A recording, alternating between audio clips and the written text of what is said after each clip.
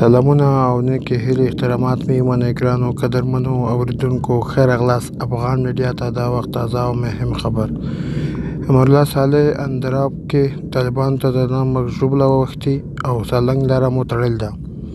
د افغانستان په ځوال شوي ولسمشر محمد اشرف غني لومړی مرستیال امرالله صالح ویلي د شنبې په ورځ د مقاومت ځواکونو په اندراب کې طالبانو ته کمینونه نیولي وو او دې ډلې ته یې درنه مرژوبله اړولې ده.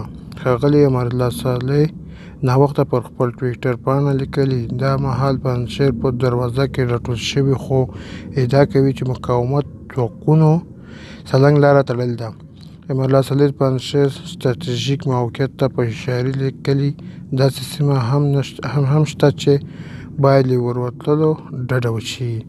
یاد دې وي چې امرالله صالح پر کابل د طالبانو له ولکې سره سم له پلازمېنې وتلی او دا مهال ادعا کوي چې په افغانستان کې دی او طالبانو پر ضد پوځي مقاومت په منظمولو بوخت دی.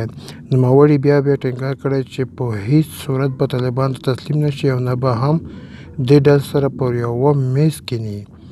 امرالله صالح وروسته څرګندونو ته غبرګون نه ښودلی دی خو ذبیح الله مجاهد یکشنبې افغان میډیا ته ویلي هڅه کوي چې له خپلو وسله مخالفینو سره خبرې لارې ستونزه هواره کړي.